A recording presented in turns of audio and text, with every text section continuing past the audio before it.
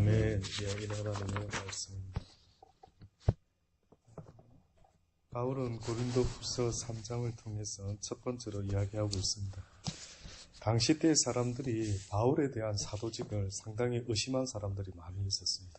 도대체 저 예수를 믿는 사람을 잡아 죽이던 자가 어떻게 어느 날 갑자기 변화되어 나타나가지고는 내가 사도와 같다라고 하나님으로부터 그 자격을 부여받았노라라고 하면서 복음을 전하고 있으니, 야, 그러면 네 자격증이 추천서나 이 청거서 이런 것들이 뭐 증거할 만한 거 그거 말고는 뭐 없느냐 이렇게 물어보는 겁니다. 그러니 이제 바울이 이야기를 하는 거죠. 우리가 다시 자천하기를 시작하겠느냐? 우리가 어찌 어떤 사람처럼 청거서를 너희에게 붙이거나 혹 너희에게 막거나 할 필요가 있느냐? 너희가 우리의 편지라 우리 마음에 썼고 무사람이 알고 읽는 바라. 그러면서 아주 중요한 이야기를 하죠. 너희는 우리로 말미암아 나타난 그리스도의 편지니 이는 먹으로 쓴 것이 아니요 뭐라고요? 오직 살아계신 하나님의 영으로 한 것이며 또 돌비에 새긴 것이 아니고 어디에 새겼다고요? 오직 육의 신비에 한 것이라. 지금 바울이 무엇과 무엇을 비교해서 설명하느냐 하면은 바로 돌비라고 하는 것은 우리가 잘 아는 것처럼 하나님께서 모세를 통하여 십계명을 만들어 주신 그 돌비를 이야기합니다. 그러면서 우리가 지금 말하고 있는 것은 돌비에 새긴 그 이야기를 하는 게 아니래. 나는 너희들에게 먹으로 파피루스 종이에다가 뭐 하나님의 말씀을 써서 너희들 보고 읽어라 이렇게 말하는 게 아니라 나는 영으로 너희들 심령에다가 좀 쓰라는. 그리고 나는 또한 그 심령에 너희들이 써져 있으니까 너희들 자체가 그리스도의 편지지 않겠느냐 그렇게 이야기를 합니다. 많은 분들이 우리가 설교를 들을 때나 이렇게 쓰는 경우가 있죠. 예, 물론 그 쓰는 이유가 뭡니까? 심심해서요? 가만히 있으면 뭔가 허전했어요? 아니면 스타일이 뭐 학문적인 스타일이라서 이렇게 쓰십니까? 쓰는 이유는 잊어먹지 않고 또 읽어보고 또 다시 읽어보면서 이것을 어디다 새기려고 쓰겠습니까? 내 마음밭에다가 새겨 놓으려고 그렇게 글을 쓰는 거 아닙니까?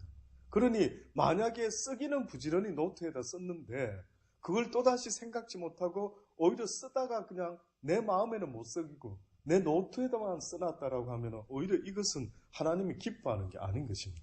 그러니 우리가 어떻게 보면 하나님의 말씀을 들을 때에 이것을 갖다가 내 신비에다 새기겠다라고 할 때에 요 신비에다가 어떻게 하면 새기죠?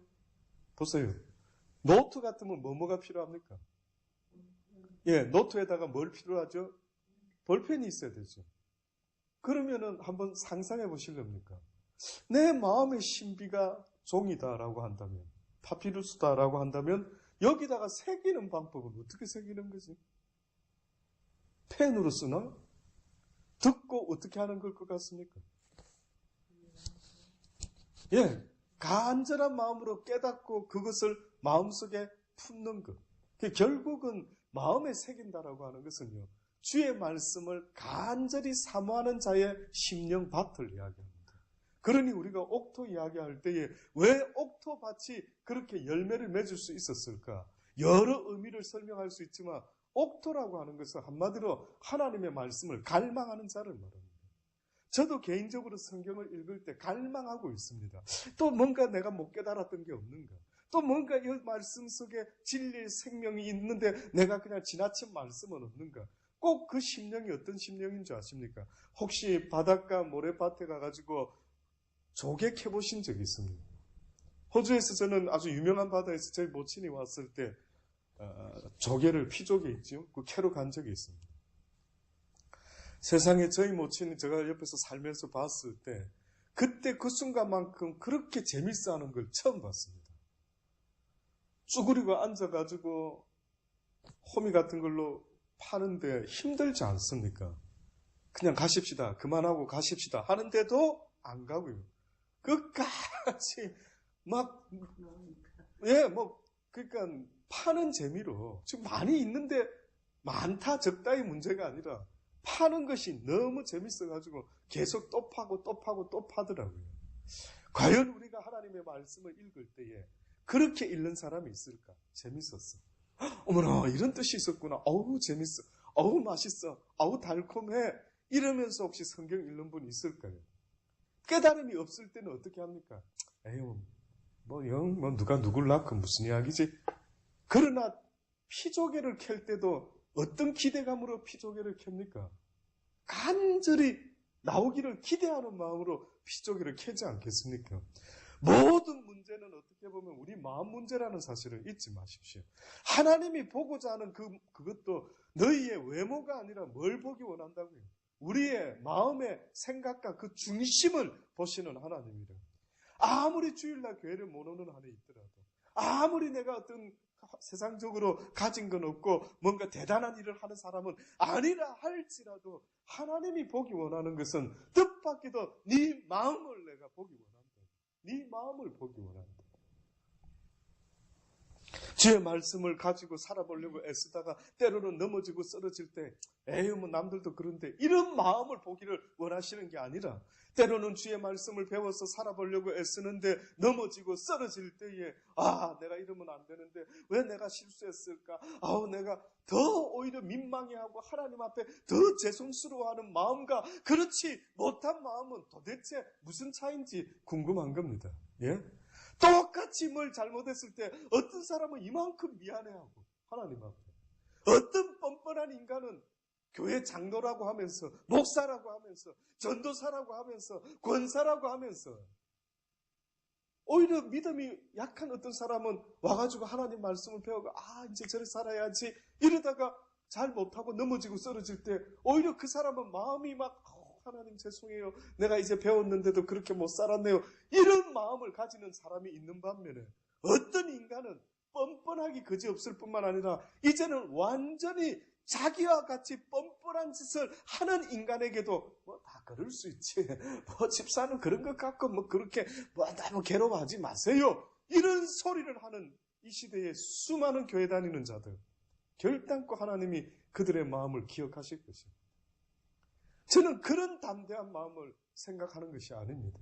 하나님이 우리에게 원하는 마음은 그런 마음 아닙니다. 어린애같이 순전한 마음. 엄마 아빠가 시킨 것을 안 했을 때에 막 걱정이 되어서 엄마한테 야단 맞을까봐 이런 아이 마음이 이쁘지 않습니까? 예? 그래서 성경에 너희가 돌이켜 어린아이같이 아니하면 결단코 아버지의 나라에 올 수가 없다라고 말한 이유가 뭐라고 생각하시는데요? 어린아이의 무슨 모습이 어린아이 같은 것인데요? 나이 차이입니까? 뭐 차이인데요? 어린아이라는 존재의 모습은 바로 부모 앞에서 어떤 자세로 살아가는가 하는 것을 성경이 말하고 있는 것입니다. 너희는 내 자녀라. 너희 모두는 나 여호와의 모든 사람들은 다 자녀라. 목사이기 전에 나는 하나님의 자녀라. 목사이기 전에 전도사이기 전에 모든 어떤 직분 이전에 우리는 하나님 앞에서 다 자녀다. 왜 그걸 잊어먹는가? 많은 사람이 그 사실을 잊어먹습니다. 자기가 어른이냐? 자기는 어느 순간부터 처음부터 부모가 됐냐? 어느 순간부터 자기는 가르침을 받지 않고 냅다 자기 자녀들한테는 멋진 말을 가르치고 앉아 있는데 정작 자기는 그 누구 말에도 귀를 기울이지 않는 거죠. 하나님께서 혹시나 저분의 입을 통해서 어린아이의 입을 통해서라도 하나님이 날마다 우리에게 가르치고 말씀한다라고 말하는데 그게 안 믿겨지십니까? 그걸 못 느끼면 너는 버린 자다. 버림받은 자다. 어떻게 자녀가 아버지의 음성을 듣지 못하는 자녀가 어떻게 같이 살고 있는 자녀라고 말할 수가 있습니까? 그러니 주님이 말하죠. 내가 날마다 문 밖에 서서 너의 마음의 문을 두드리고 있는데 왜 그 마음의 문을 두드리는 이 소리를 듣지 못하고 있는 것은 내가 너희를 두들기지 않아서가 아니라 너희가 내 말을 듣지 않고 있기 때문에 그렇다. 무슨 소리 듣습니까? 안 듣습니다. 귀를 막고 듣지를 않는 겁니다. 다시 말하면 오늘 바울이 말한 것처럼 이 유대인들이 돌밭에 돌비에다가 새겨놓은 이 율법에 사로잡혀가지고 여호와의 성령의 말씀을 전혀 듣고 있지를 못하고 있습니다. 써놓은 글만 가지고 이야기를 하고 있는 거예요. 너희가 우리의 편지라 우리 마음에 썩고 무사람이 알고 있는 바라. 너희는 우리로 말미암아 나타난 그리스도의 편지라. 이는 먹으로 쓴 것이 아니요 뭐로 씁니까? 오직 살아계신 하나님의 영으로 한 것이다. 오직 영으로 쓰신다. 그래서 예배하는 자가, 말씀을 사모하는 자가 신령과 진정으로 예배할지라. 무슨 말입니까? 신령과 진정. 여러 가지 의미가 있습니다. 물론 우리 신학교에서도 신령과 진정, 성령으로, 진정으로, 말씀으로, 그러나 그 모든 것 속에 기본되는 마음은 간절함으로, 내 영혼의 간절함으로 하나님을 바라볼 때 그가 그 말을 듣고 깨달을 수가 있더라. 우리가 그리스도로 말미암아 하나님을 향하여 이 같은 확신이 있으니 우리가 무슨 일이든지 우리에게서 난 것 같이 생각하여 스스로 만족할 것이 아니니 우리의 만족은 오직 하나님께로서 났느니라. 내가 스스로 만족할 수 있는 것은 없다. 내가 이 정도 성경 읽었으니 하나님 기뻐하시겠지? 내가 이렇게 했으니까 하나님 기뻐하겠지? 내가 율법을 지키고 있는 것 같으니까 하나님이 날 기뻐하시겠지? 그 기쁨이라는 그 확신은 네 스스로 만들어내는 게 아니래. 그는 누가 줘야 되냐면 하나님의 영이 주셔야 돼요. 성령께서 확증을 해주셔야 돼요. 근데 안타까운 게 뭔지 아십니까? 오늘 우리 시대에 성령의 확증을 느끼는 자가 몇 명이나 있는 거예요. 몇 명이나. 에녹이 하나님을 기쁘시게 하는 자라는 무엇을 얻었다 했습니까? 증거를 얻었다고요. 그 증거는 어떻게 얻었을까요? 그 증거는 어떻게 얻었을까요? 누가 확인을 시켜준 것처럼 말했는데 그 어떤 증거가 어디서부터 온 거예요? 그는 준 자와 받은 자가 알죠. 그건 바로 하나님의 성령이 그에게 확증을 해 주신 것입니다. 내 스스로가 확증하는 게 아닙니다. 그분이 되었다라고 하기 전까지는 결단코 달려갈 길, 멈출 수가 없는 게, 더 사모할 수밖에 없는 게 바로 우리의 모습이어야만 하는 것입니다. 그러니 이 유대인들이요, 돌에 써서 새긴 죽게 하는 의문의 직분도 영광이 있어가지고 이스라엘 자손들이 모세의 얼굴에 없어질 영광을 인하여 그 얼굴을 주목하지 못하였다. 많은 학자들이 이 부분에 대해서 한 서너 가지를 설명을 합니다. 무슨 이야기냐면 모세가 그 십계명의 돌판을 가지고 내려왔을 때 어떤 그전 모습과 달라진 게 있었습니다. 어떻게 달라졌습니까? 얼굴에 광채가 막 났던. 그럼 제가 한번 물어볼게요. 모세의 얼굴 광채가 얼마 동안 났을까요? 그 얼굴에 수건을 썼습니다. 그렇죠? 그러면 모세는 평생 1번 수건을 쓰고 돌아다녔다. 한 일주일쯤 후에 벗지 않았을까? 그러면 도대체 그 수건을 썼다라는 의미는 무엇이지? 왜 모세가 얼굴에다가 그 광채 보기 좋은데? 저라도 광채가 나면 왜 가려? 다 드러내고 보여줄 텐데. 왜 그랬을까요? 얼마나 갔을까요, 그 광채가? 왜 그 광채가 났을까요? 우리가 뭐라고 말하기는 어렵지만은 아마 그 모세의 광채라는 것은 여호와의 임재하심의 상징이지 않았을까? 쉽게 말하면 지금 이 순간에 하나님께서 모세와 함께 하심을 우리에게 확증해 주시는구나. 저 모세는 하나님의 사람 맞구나. 저 십계명은 자기가 쓴 게 아니라 정말 하나님께로부터 온 것 맞을 수 있겠구나 하는 것을 어떻게 보면 하나님이 친히 증거하고자 하는 마음이 있지 않았겠습니까? 왜? 우리는 그렇지 않으면 믿기가 힘이 어려운 인간들이기 때문에. 그때 보니까는 모세의 얼굴에 광채가 나는 겁니다. 그런데 문제는 꼭 예수님이 오병이어의 기적을 일으켰을 때 오병이어의 기적을 일으킨 것은 무엇을 증거하기 위함이었습니까? 예수 그리스도께서 하루 온종일 설교하셨던 이 진리의 복음에 대해서 이것이 맞다라고 하는 증거를 보여준 거죠. 베드로도 예수님의 설교를 다 듣고 나서 그 다음에 어떤 증거를 받았습니까? 베드로야, 깊은 데로 가서 그물을 던져보아라. 그랬더니 베드로가 뭐랍니까? 밤이 맞도록 했지만 수고해서 아무것도 건진 것도 없고 상식적으로 지금 나갈 수 없는 상황이지만 주의 말씀에 의지하여 내가 나가서 한번 던져보겠나이다 하고 던졌죠. 그랬더니만 고기가 어떻게 됐습니까? 그물이 찢어지도록 잡혔죠. 그 다음에 베드로가 어떻게 행동합니까? 무태다가 배를 대자마자 어떻게 합니까? 뛰어내립니다. 그러면서 뭐라 합니까? 주여, 나는 죄인이로소이다. 그런데 주님이 이 기적을 일으키고 이적을 일으킨다라는 것은 우리의 이 육신이 있기 때문에 확정을 시켜주십니다. 지금 여러분과 제가 옛날에 기억 더듬어 보세요. 어떤 체험이 없었으면 지금 여러분이 주여 주여 할 수 있을 것 같습니까?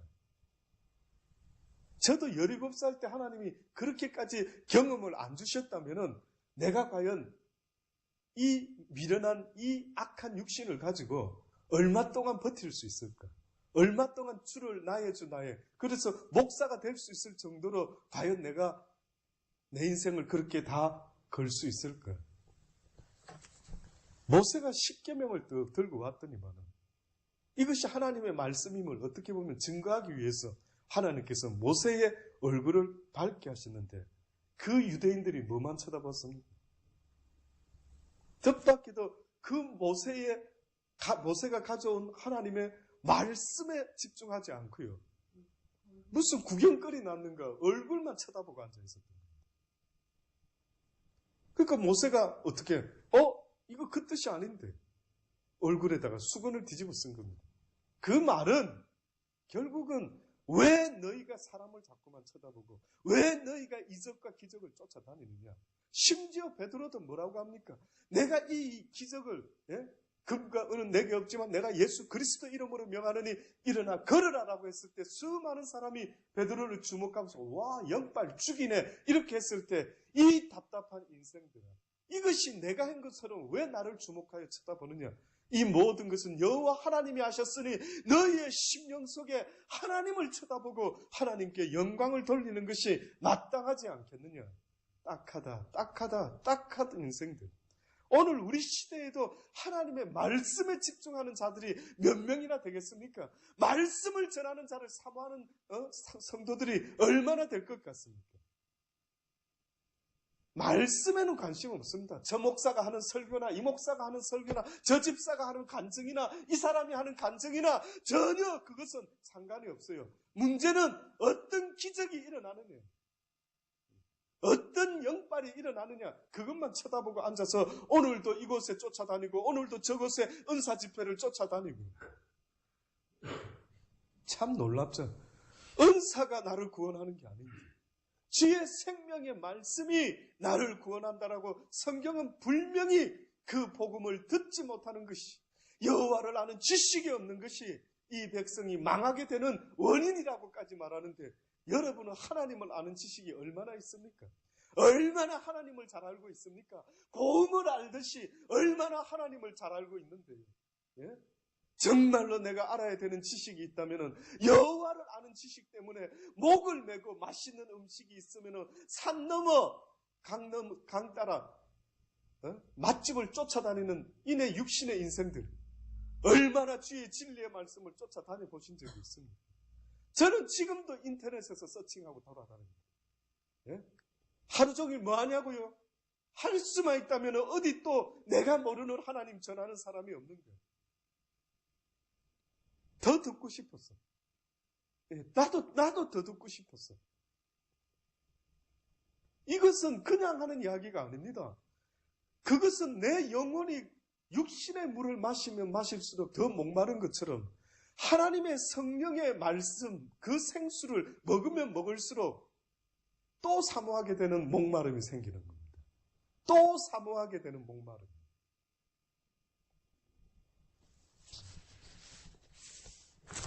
그런데 사람들은, 이스라엘 백성들은 하나님의 돌에 새긴 이 율법의 10계명의 말씀에 귀를 기울였던 게 아니라 모세 얼굴에 나타나는 하나님의 그 영광을 오히려 더 쳐다보고 앉아있었던 거예요. 그랬더니만 그 얼굴을 주목하지 못하게 하기 위하여 얼굴에 수건을 썼다라고 말하죠. 하물며 이러한 모세의 직분도 이스라엘 백성들이 그렇게 대단하게 쳐다보고 와 그러는데 영의 직분이 더욱 영광이 있지 아니하겠느냐.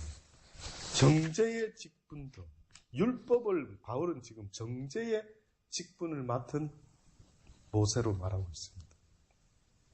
뜻밖에도 모세가 준 율법은 우리를 살리는 율법이 아니라 어떻게 하는 거라고요? 정죄하는 율법. 그래서 이 율법대로 못 사니까 너는 뭐라고요? 너는 죄인이다.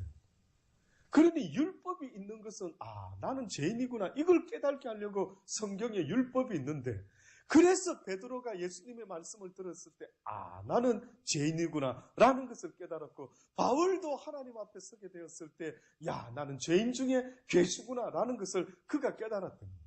다시 말하면 내가 육이 있는 한은 어떻게 보면 하나님의 말씀은 나에게, 율법은 나에게 무엇이 된다고요? 나를 죄인으로 만들어낸다. 이것을 인정하고 깨달을 수 있다면 율법의 역할은 완성이 된 겁니다. 어떤 인간이 성경을 보면서 나 죄인이네 이렇게 결론이 나면 이것은 이 율법의 목적을 달성하게 됩니다. 지금 그거를 가르쳐 주려고 예수님이 계속해서 말해주고 있는 거예요. 그래서 그것을 이야기하려고 제자들을 보낼 때마다 너희는 뭐라고 외치라고요? 회개하라, 천국이 가까워. 회개하라는 것은 너희가 뭐라고요? 죄인이다라는 거 말하는 거 아닙니까? 너희가 죄인이기 때문에 회개를 해라라고 말하는 거 아닙니까? 그래서 율법은 정죄의 직분을 맡은 거라고 말하는 거예요. 모세의 직분을, 정죄의 직분, 그것도 영광이 있었는데 의의 직분은 영광이 더 넘칠 것입니다. 그러니 이제는 예수 그리스도 안에서 한 의가 나타났으니 율법의 마침이 되고 새로운 계명의 시작이 되었으니 누구든지 행위로는 구원을 얻을 수가 없고 오직 예수 그리스도를 단지 주는 나의 주 나의 하나님이시요 나의 그리스도시요 살아계신 하나님의 아들이십니다라는 이 고백 한마디만 있으면 내가 너에게 의를 이루겠다. 너를 의인이라 취급해줘. 이것이 안 된다라는 겁니다. 어떻게 생각하십니까? 지금 이 고백은 12번도 할 자신 있지 않습니까? 그렇죠? 그런데 이것이 어렵답니다. 왜냐? 만약에 제가 주는 그리스도시요 살아계신 하나님의 아들이십니다 라는 고백을 진심으로 했다라면 무엇으로 나를 증거해야 되냐면 하나님의 말씀으로 내가 순종할 때에 그것을 하나님은 인정하겠다. 네 고백이 진실인지 아닌지는 네 말로만은 나는 듣지 않는다. 근데 네가 내 말에 어떻게 해주면 순종해주면 하나님을 사랑하고 내 이웃을 내 몸과 같이 사랑해주면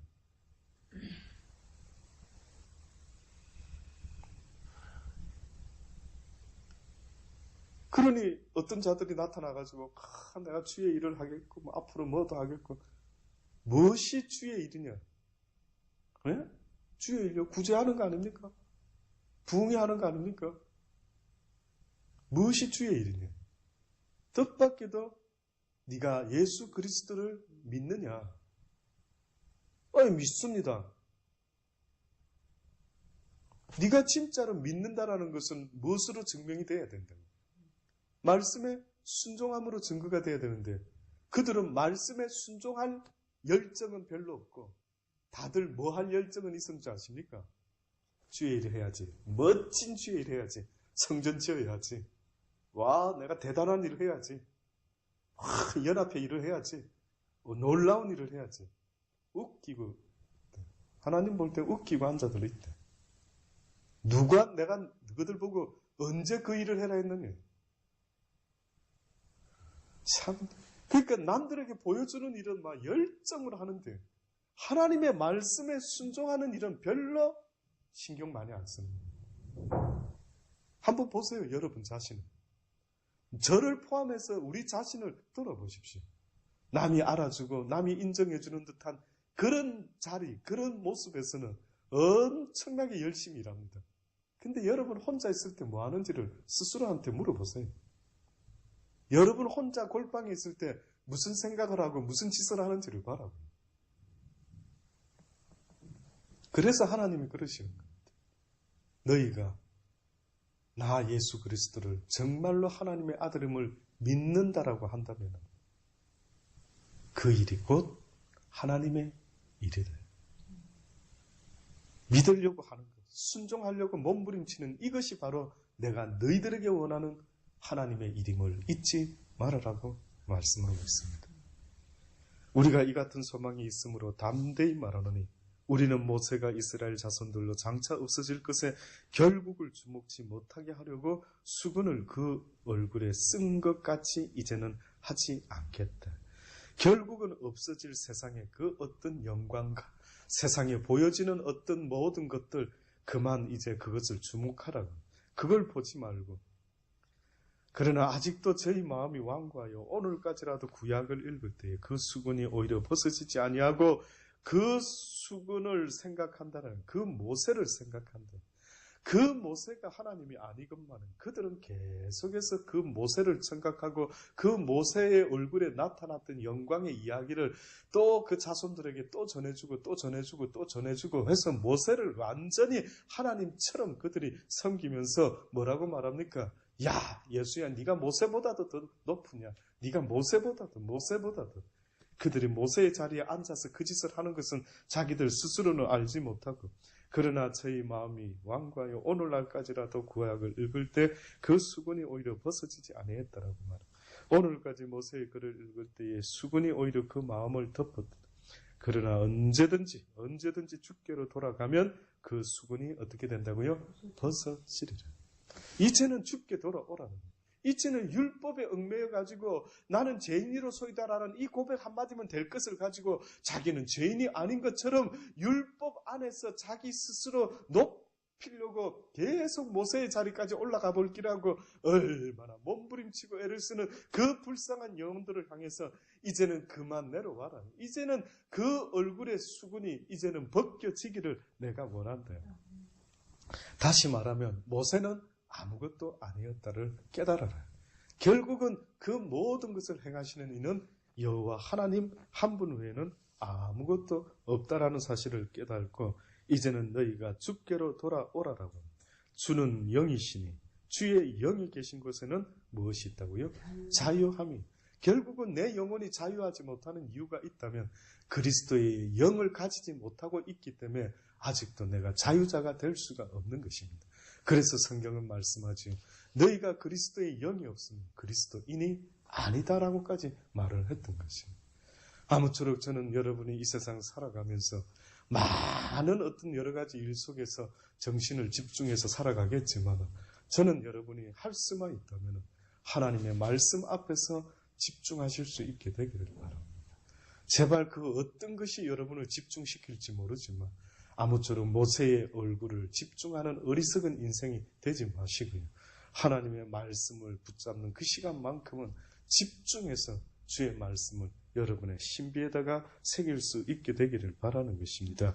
바로 그 자가 결국은 마지막 절에 말했던 것처럼 우리가 다 수건을 벗은 얼굴로 거울을 보는 것 같이 주의 영광을 보며 저와 같은 형상으로 화하여 영광으로 영광에 이르리니 곧 주의 영으로 말미암으리라 라고 말씀하고 있습니다. 오늘 하루도 그저 어제같이 사는 하루가 되지 않기 바랍니다.